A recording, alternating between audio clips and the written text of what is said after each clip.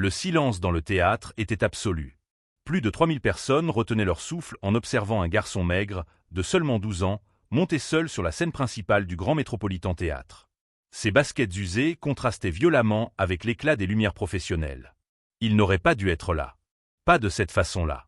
5 minutes plus tôt, tout était différent. La chorale de l'école municipale Riverside répétait sa seule chanson pour l'événement caritatif de la soirée. Ils étaient 20 enfants pauvres, uniformisés avec de simples t-shirts blancs, prêts à chanter pendant 15 minutes puis à disparaître des projecteurs. Le véritable spectacle appartenait à quelqu'un d'autre. Dylan Cross. Le nom à lui seul valait des millions. Chanteur pop, idole des adolescents, propriétaire de manoirs sur 3 continents. Sa voix était censée toucher des cœurs dans le monde entier. Sa chanson « Eternal Rise » avait remporté tous les prix possibles, surtout grâce à cette note aiguë du refrain, la note que personne n'arrivait à reproduire. La note impossible. Le garçon sur scène s'appelait Liam Torres. Il vivait dans un appartement de 2 pièces avec sa mère et 2 frères plus jeunes. Il se levait à 5 heures du matin pour aider sa mère avec des livraisons avant l'école. Sa tenue pour l'événement avait été prêtée par le voisin. Mais Liam possédait quelque chose que l'argent ne pouvait pas acheter.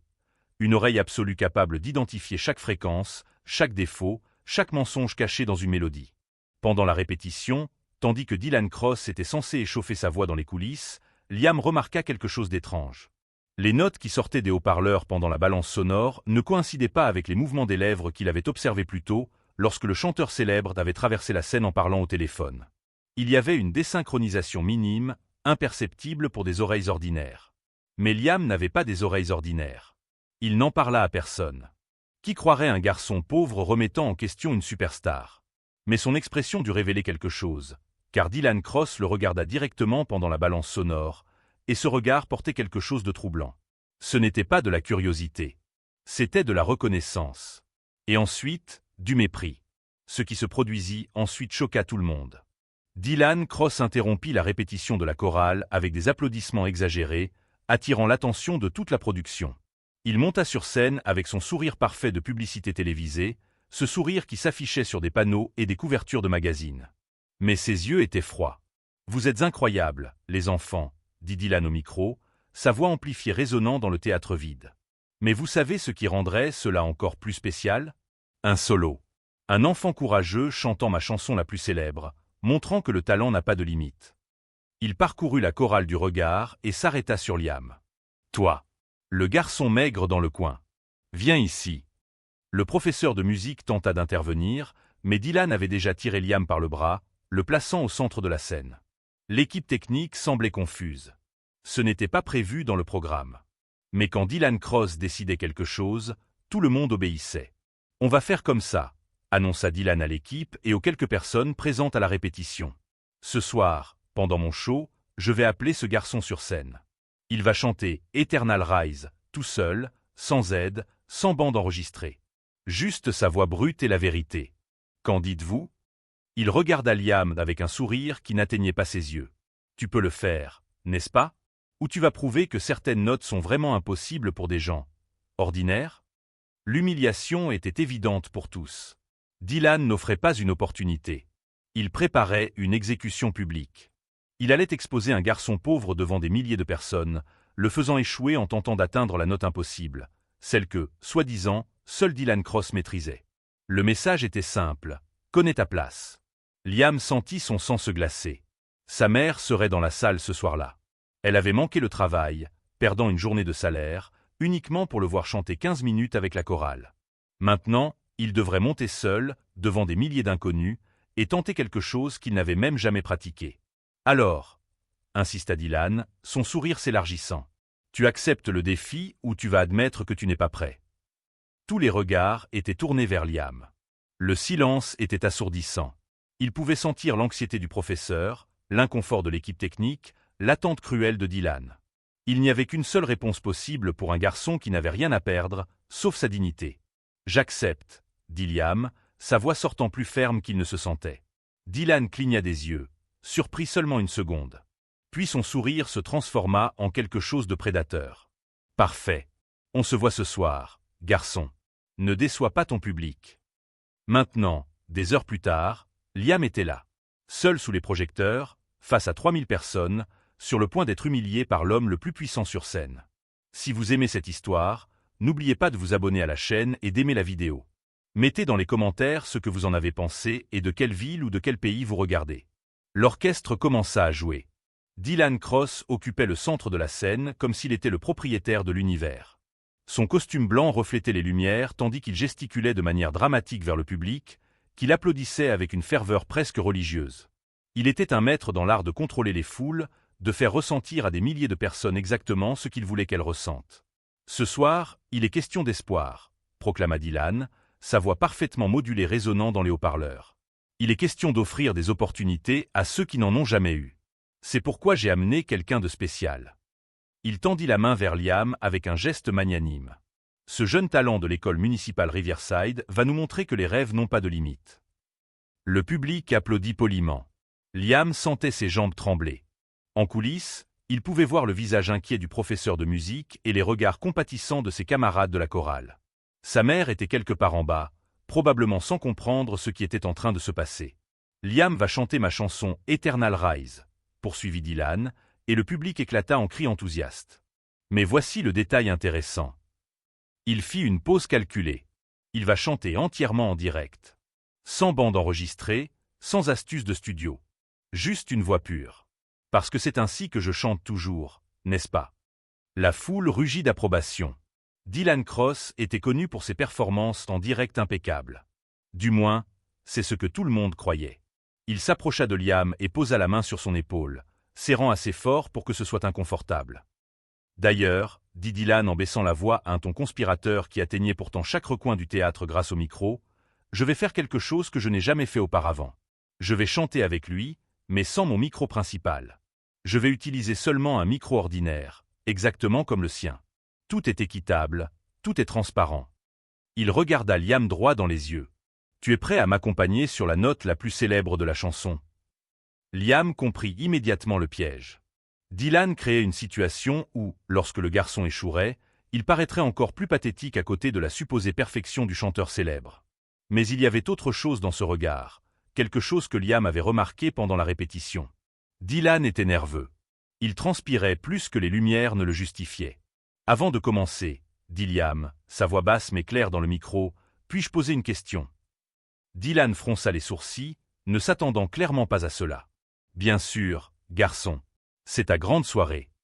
Pendant la répétition, j'ai remarqué quelque chose d'intéressant dans le système de son. Il y avait deux pistes qui jouaient en même temps. L'une était la musique instrumentale. L'autre. Liam fit une pause, sentant le poids de 3000 regards posés sur lui. L'autre ressemblait à une piste vocale, très basse, presque imperceptible. Le technicien du son pourrait-il vérifier cela maintenant, en direct? Le sourire de Dylan se figea.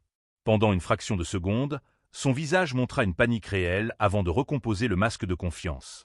Quelle imagination créative! C'est exactement ce genre de pensée qui rend les enfants si spéciaux. Il rit, mais le son était forcé. Bien sûr qu'il n'y a pas de piste vocale cachée. Ce serait une fraude artistique. Mais quelque chose avait changé dans l'énergie du théâtre. Certains membres du public chuchotaient. En coulisses, l'un des techniciens prit une tablette et commença à vérifier quelque chose avec urgence. Le producteur exécutif du spectacle apparut dans les coulisses, parlant rapidement dans sa radio. « Mettons fin à cette spéculation enfantine », dit Dylan, sa voix désormais tendue. « Technicien, pouvez-vous éteindre tous les systèmes de playback? Je veux uniquement des instruments en direct et nos microphones. Rien d'autre. » Il regarda Liam avec des yeux enflammés. « Satisfait ?» Liam ne répondit pas. Il observait le visage de Dylan, la façon dont le chanteur célèbre avalait sa salive, la manière dont ses doigts tambourinaient nerveusement sur sa cuisse. Tous ces signes que Liam avait appris à lire dans les rues de son quartier, où survivre signifiait savoir quand quelqu'un bluffait. La musique commença. C'était une version orchestrale en direct de « Eternal Rise », exécutée par les musiciens en coulisses. Magnifique, parfaite, mais sans aucun soutien vocal enregistré. Dylan commença à chanter le premier, montrant au public comment la chanson devait sonner. Sa voix était bonne, professionnelle, bien entraînée. Mais il manquait quelque chose qui ne correspondait pas aux enregistrements que Liam avait écoutés des centaines de fois. Quand ce fut au tour de Liam, il ferma les yeux et chanta simplement. Sa voix était brute, sans le polissage de longues années de cours professionnels, mais il y avait de la vérité en elle. Il y avait l'émotion authentique de quelqu'un qui connaissait la lutte, de quelqu'un qui se levait à 5 heures du matin pour aider sa mère, de quelqu'un à qui rien n'avait jamais été donné gratuitement. Le public devint silencieux. Ce n'était pas le silence poli du début. C'était le silence de personnes véritablement impressionnées. La voix de Liam avait quelque chose que les enregistrements de Dylan n'avaient jamais eu, de l'authenticité. Et puis vint le moment. La note impossible. Le refrain final où la voix devait monter jusqu'à un registre qui défiait l'anatomie humaine ordinaire. Dylan se plaça à côté de Liam, son micro levé, prêt à prouver sa supériorité. « Ensemble », dit Dylan, mais de la sueur coulait sur son front. Au 3. 1, 2, 3. Dylan ouvrit la bouche, sa gorge se tendant avec un effort visible. Ce qui en sortit était correct, professionnel, mais loin de la légende. Il atteignit une note haute, mais pas la note impossible. Pas celle qui avait rendu la chanson célèbre. Liam, en revanche, continua de monter. Sa voix traversa le registre que Dylan avait atteint et continua, claire et puissante, jusqu'à atteindre exactement la fréquence qui avait rendu Eternal Rise légendaire. La même note que, soi-disant, seul Dylan Cross pouvait chanter. Sauf que Dylan Cross ne chantait clairement pas cette note. Il s'était complètement arrêté, son micro toujours levé, la bouche ouverte dans un choc authentique tandis qu'il écoutait un garçon pauvre de 12 ans faire ce qu'il n'avait jamais réussi à faire. Le théâtre explosa. Pas en applaudissements, mais en confusion. Les gens criaient, pointaient du doigt, sortaient leur téléphone pour filmer. En coulisses, le producteur exécutif était visiblement bouleversé, gesticulant frénétiquement. Dylan Cross retrouva son sang-froid avec la rapidité de quelqu'un qui avait passé toute sa vie à construire une image fausse. Son sourire revint, forcé mais convaincant pour ceux qui ne savaient pas lire entre les lignes. Il applaudit Liam avec un enthousiasme exagéré, transformant sa propre humiliation en une générosité mise en scène. « Incroyable !» s'exclama Dylan, serrant Liam dans ses bras d'une manière qui semblait affectueuse mais qui était clairement possessive. « Regardez ça. Ce garçon a un avenir brillant. C'est exactement pour cela que je fais des événements caritatifs, pour découvrir des talents comme lui. » Il fit un geste vers le public, redirigeant l'attention. « Applaudissons Liam Torres. » La foule applaudit, mais une incertitude flottait dans l'air. Beaucoup continuaient à chuchoter entre eux, revisionnant les vidéos qu'ils venaient d'enregistrer sur leur téléphone. Dylan perçut l'hésitation et agit rapidement, faisant signe à l'équipe technique de couper le micro de Liam. « Merci, Liam. C'était merveilleux, » dit Dylan en poussant le garçon doucement mais fermement vers les coulisses. « Maintenant, je vais continuer le spectacle seul. Tu as été sensationnel. » Mais Liam ne bougea pas. Il resta au centre de la scène, tenant le micro qui avait été coupé. Ses yeux croisèrent ceux de Dylan, et il y avait dans ce regard quelque chose qui fit reculer le chanteur célèbre d'un pas involontaire. « Tu n'as pas chanté la note, » dit Liam, assez fort pour être entendu même sans amplification. Sa voix résonna dans le théâtre silencieux. « Tu ne l'as jamais chantée. Ni aujourd'hui, ni dans l'enregistrement original. » Dylan rit, mais le son sortit étranglé. « Garçon, tu es nerveux. C'est compréhensible. Ta première fois sur une scène de cette taille. »« J'ai l'oreille absolue, » interrompit Liam, et maintenant sa voix portait quelque chose qui n'y était pas auparavant. De la colère. « Je reconnais les fréquences, les timbres, les schémas. La voix sur l'enregistrement de Eternal Rise n'est pas la tienne. Elle a une texture différente, une résonance qui vient de cordes vocales féminines, pas masculines. Et aujourd'hui, tu l'as prouvé en direct. » Le théâtre devint complètement silencieux. Toutes les conversations cessèrent. 3000 paires d'yeux se fixèrent sur Dylan Cross, attendant sa réponse. Des caméras de téléphone portable enregistraient chaque seconde. En coulisses, l'équipe de production était paralysée, ne sachant pas comment intervenir. Dylan Cross sentit le monde s'effondrer autour de lui. Des années de construction soigneuse d'images, des millions dépensés en marketing, une carrière entière soutenue par un mensonge monumental. Tout était menacé par un garçon pauvre qui possédait le seul don que l'argent ne pouvait pas acheter, la capacité d'entendre la vérité. Il tenta une dernière fois. « C'est ridicule. Tu es un enfant qui porte de graves accusations contre un menteur », coupa une voix féminine. Tous se retournèrent.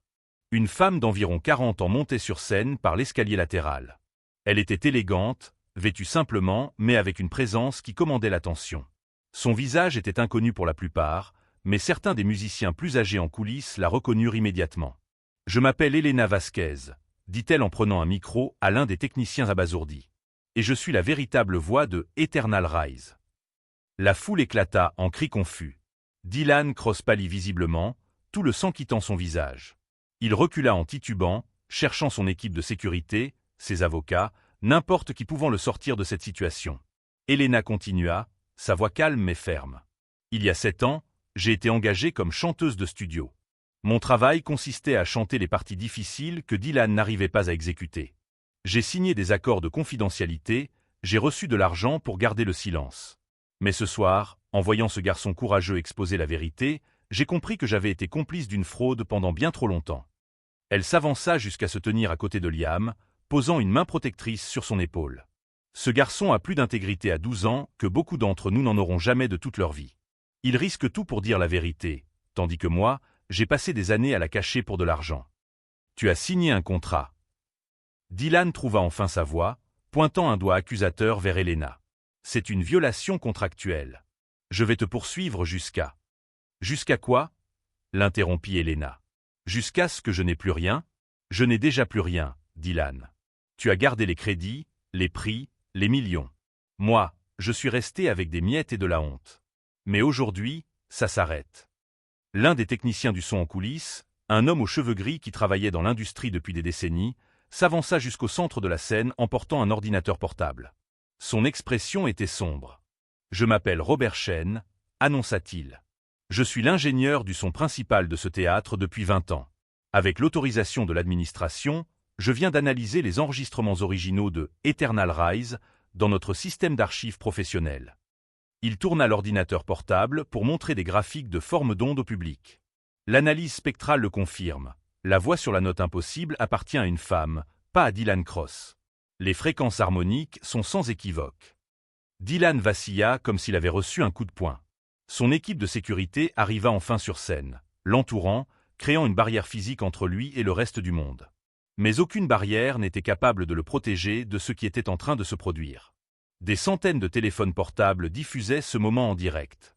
Les réseaux sociaux explosaient déjà de hashtags. Des journalistes dans la salle tapaient frénétiquement sur leurs appareils. Le mensonge que Dylan avait cultivé avec tant de soin pendant des années s'effondrait en quelques minutes, transmis en temps réel au monde entier. Liam observait tout cela avec un mélange de peur et de quelque chose qui ressemblait à de la satisfaction. Il n'avait pas planifié tout cela. Il avait simplement dit la vérité, et la vérité avait créé une réaction en chaîne impossible à contenir. Elena Vasquez s'agenouilla à côté de lui, des larmes coulant sur son visage. « Merci, » murmura-t-elle. « Tu m'as donné le courage de faire ce que j'aurais dû faire il y a des années. » Mais tandis que la vérité se révélait sur scène, quelque chose de sinistre était en mouvement en coulisses. L'avocat personnel de Dylan Cross, un homme en costume sombre au regard calculateur, était déjà au téléphone avec une demi-douzaine de personnes différentes. Ses yeux se fixèrent sur Liam avec la froideur de quelqu'un qui ne voyait pas un enfant, mais un problème à éliminer. La guerre ne faisait que commencer. Les 48 heures suivantes furent un enfer pour Liam Torres. La vidéo de la confrontation devint virale à l'échelle mondiale, atteignant 200 millions de vues en moins d'une journée. Son nom figurait dans tous les titres, son visage dans tous les journaux télévisés. Mais la célébrité apporta quelque chose qu'il n'aurait jamais imaginé, une destruction systématique. Le lendemain matin de l'événement, la mère de Liam reçut un appel. C'était son patron, lui annonçant qu'elle était licenciée. Aucune explication formelle, seulement des changements dans l'entreprise. 30 minutes plus tard, le propriétaire de l'appartement où il vivait se présenta personnellement avec un avis d'expulsion. Des problèmes structurels nécessitant une résolution immédiate, selon lui. Des problèmes qui n'avaient jamais existé auparavant. À l'école, c'était pire. Le directeur convoqua Liam et sa mère à une réunion urgente. Avec une expression embarrassée, il expliqua que de grands donateurs avaient menacé de couper les financements si le garçon restait inscrit. L'école dépendait de ses dons pour survivre. Liam avait une semaine pour trouver un autre établissement. Ce ne sont que des coïncidences, répétait la mère de Liam, mais ses mains tremblaient tandis qu'elle tenait les avis d'expulsion et de licenciement. Elle connaissait la vérité. Tout le monde la connaissait. Dylan Cross utilisait son pouvoir et son argent pour détruire la famille d'un garçon de 12 ans. Les réseaux sociaux se divisèrent violemment. Des millions soutenaient Liam, partageant des hashtags de soutien. Mais d'autres millions, des fans fanatiques de Dylan, transformèrent le garçon en ennemi public.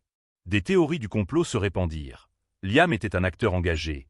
Tout était une mise en scène pour détruire Dylan, la famille ne cherchait que de l'argent. Des comptes factices bombardèrent les réseaux sociaux de Liam de menaces. Son adresse fut divulguée en ligne. Des inconnus apparurent devant l'immeuble, certains pour soutenir, d'autres pour crier des obscénités. La famille ne pouvait plus sortir de chez elle sans faire face à des caméras, des micros ou de l'hostilité. Dans l'après-midi du deuxième jour, une voiture noire s'arrêta devant l'immeuble. 3 hommes en costume en descendirent.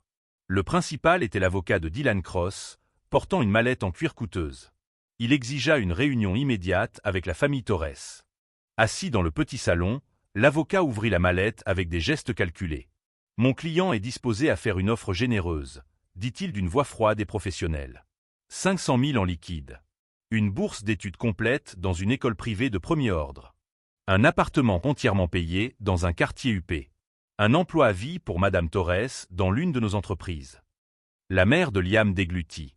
Cet argent changerait tout. Ses enfants auraient un avenir, une éducation, des opportunités qu'elle n'aurait jamais pu leur offrir. Ses mains tremblaient à l'idée de ne plus devoir se lever à 5 heures du matin, de ne plus devoir cumuler 3 emplois pour payer les factures. En échange, poursuivit l'avocat, Liam fera une déclaration publique. Il dira qu'il s'est trompé, que son analyse était erronée, que Dylan Cross chante réellement toutes ses chansons. Elena Vasquez sera discréditée comme opportuniste. L'ingénieur du son sera exposé comme incompétent. L'histoire meurt ici, aujourd'hui, maintenant. Le silence dans la pièce était étouffant. L'avocat posa les documents sur la table abîmée, à côté d'un stylo coûteux. Vous avez 1 heure pour décider. Ensuite, l'offre expire et les conséquences s'intensifient. Nous avons déjà parlé à des juges, des procureurs, des autorités de l'immigration. Nous pouvons rendre votre vie très, très difficile. La mère de Liam regarda son fils. Des larmes coulaient silencieusement sur son visage. Elle était brisée, déchirée entre protéger son enfant et faire ce qu'elle savait être juste. 500 000 $. Une vie entière de problèmes résolus. Tout ce qu'elle devait faire était demander à son fils de 12 ans de mentir. Liam serra la main de sa mère. « Non, dit-il, sa voix ferme malgré la peur visible dans ses yeux. « Je ne vais pas mentir. »« Liam, murmura sa mère, c'est beaucoup d'argent. Nous pourrions. »« Je sais, maman, l'interrompit doucement Liam. Je sais que tu es fatigué. Je sais que nous méritons mieux. Mais si je mens maintenant, Elena retournera dans l'oubli. Toutes les autres personnes que Dylan a trompées continueront à être trompées. Et moi, je devrais vivre en sachant que j'ai vendu la vérité pour de l'argent. » L'avocat soupira en refermant la mallette. Décision stupide. Très stupide.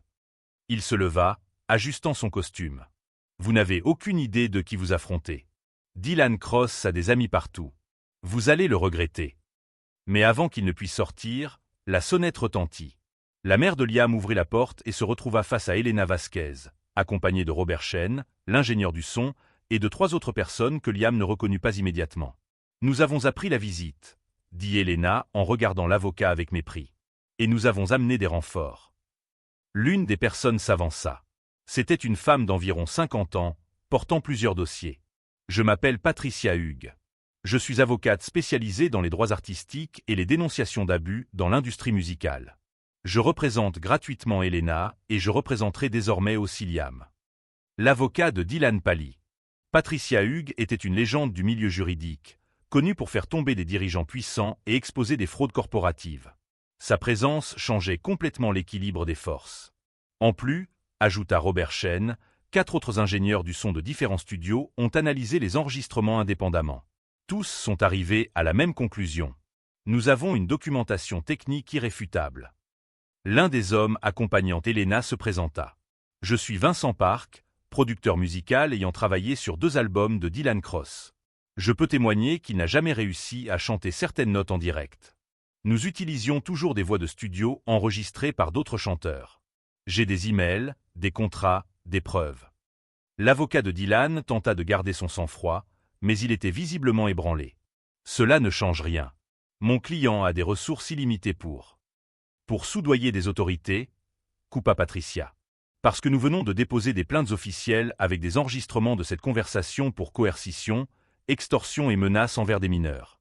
J'ai des copies envoyées simultanément au parquet fédéral, à la commission d'éthique et à la presse internationale. Elle se tourna vers Liam et sa mère. Vous n'êtes pas seuls. Nous allons nous battre pour vous, et nous allons gagner. Dylan Cross a peut-être de l'argent, mais nous avons quelque chose de plus puissant. la vérité documentée et des témoins crédibles prêts à parler. L'avocat partit sans dire un mot de plus, son téléphone sonnant déjà frénétiquement. Dehors, davantage de caméras étaient arrivées, mais cette fois, c'était différent. Des journalistes sérieux, pas seulement des paparazzis. L'histoire échappait au contrôle de Dylan Cross. Ce soir-là, 3 grandes chaînes de télévision diffusèrent des reportages spéciaux.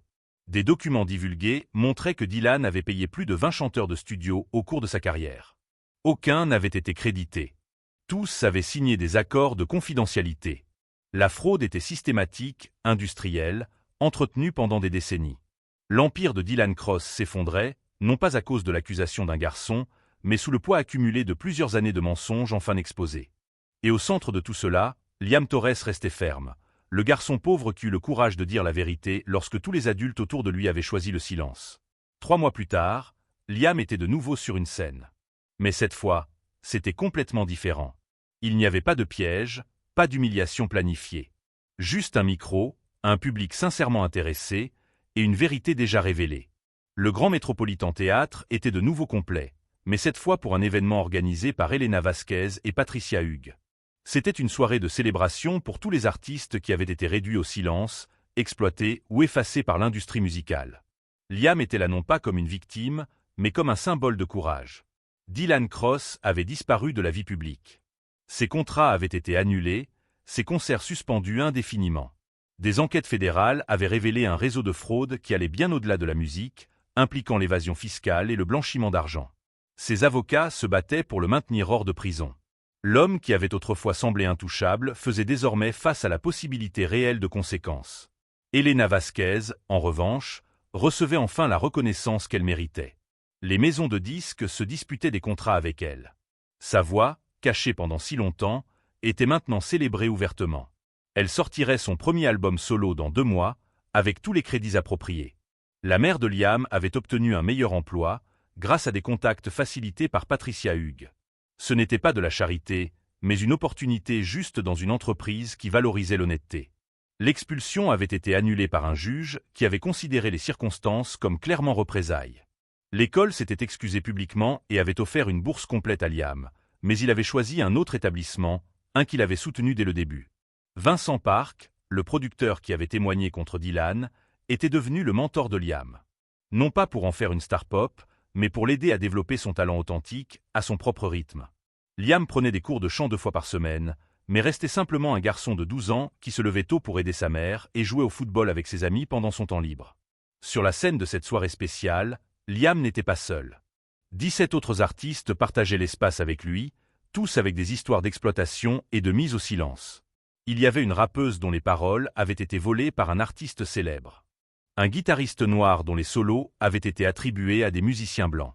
Une compositrice dont les chansons avaient connu un succès mondial, sans que son nom apparaisse une seule fois. Quand vint le tour de Liam de chanter, il choisit de ne pas interpréter Eternal Rise. Cette chanson portait trop de douleur, trop de souvenirs d'humiliation et de peur. À la place, il chanta une composition originale, quelque chose qu'il avait écrite dans les semaines suivant l'événement qui avait changé sa vie. C'était simple, honnête, à propos d'un garçon qui voulait seulement que sa voix soit entendue. Sa voix était encore brute, encore marquée par les imperfections de la jeunesse et le manque d'un entraînement professionnel intensif. Mais il y avait en elle quelque chose qu'aucune production coûteuse ne pourrait reproduire, une vérité absolue. Chaque mot venait d'un endroit réel, d'expériences authentiques, d'émotions vécues. Le public n'applaudit pas poliment.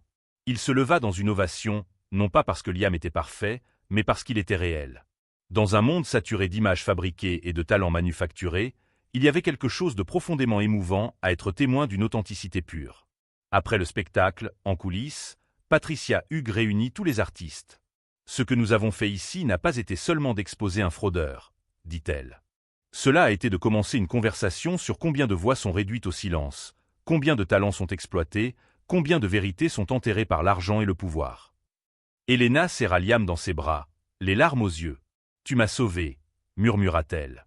Pas seulement en me donnant le courage de parler, mais en me rappelant que la vérité vaut plus que n'importe quelle somme d'argent. Robert Chen, l'ingénieur du son, avait créé une fondation pour aider les artistes exploités à trouver une représentation juridique. Vincent Park développait une plateforme indépendante où les musiciens pouvaient distribuer leur travail sans intermédiaire malhonnête. Le changement qui avait commencé avec un garçon disant la vérité sur une scène créait des vagues qui transformaient toute l'industrie. Liam savait que sa vie ne serait jamais complètement normale à nouveau. Il y avait les cicatrices de ce que sa famille avait traversé, les souvenirs des menaces et de la peur. Mais il y avait aussi quelque chose de nouveau, la certitude qu'il avait fait le bon choix. Il aurait pu accepter l'argent, mentir, rendre tout plus facile pour lui et sa famille. Mais il aurait porté ce mensonge pour toujours. À la sortie du théâtre, un jeune journaliste demanda à Liam ce qu'il dirait à d'autres enfants qui seraient témoins d'injustice mais auraient peur de parler. Liam réfléchit un instant, se rappelant la terreur qu'il avait ressentie sur cette première scène, la pression qui avait suivi, les nuits sans sommeil à s'inquiéter pour sa famille. « La vérité fait peur », répondit-il finalement. « Des personnes puissantes vont essayer de te réduire au silence. Elles utiliseront l'argent, les menaces, tout ce qu'elles pourront. Mais la vérité libère aussi. Et quand tu dis la vérité, tu découvres que tu n'es pas seul. » D'autres personnes attendaient quelqu'un d'assez courageux pour parler en premier. Il regarda sa mère, qui attendait fièrement à côté. Et parfois, faire ce qui est juste signifie que les choses deviennent plus difficiles avant de s'améliorer. Mais elles s'améliorent. La vérité trouve toujours un chemin. Cette nuit-là, des milliers de personnes regardèrent des extraits de l'événement sur les réseaux sociaux. Des commentaires venaient de dizaines de pays, dans différentes langues, tous partageant des histoires similaires d'exploitation et de mise au silence. Le mouvement que Liam avait initié involontairement grandissait, se transformant en quelque chose de bien plus grand qu'il ne l'avait jamais imaginé. Dylan Cross ne récupérerait jamais sa carrière. Sa marque était définitivement détruite. Mais l'héritage de Liam serait différent. Non pas comme un destructeur de réputation, mais comme le garçon qui prouva que le pouvoir et l'argent ne font pas le poids face à la vérité quand quelqu'un a suffisamment de courage pour la dire. Des années plus tard, quand on lui demanderait à propos de cette nuit au Grand Metropolitan Theatre, Liam dirait toujours la même chose, « J'ai seulement chanté. La vérité a fait tout le reste. » Si vous avez aimé cette histoire, n'oubliez pas de vous abonner à la chaîne, d'aimer la vidéo et de commenter ce que vous en avez pensé. Écrivez d'où vous regardez, de quelle ville ou de quel pays. Votre histoire de courage mérite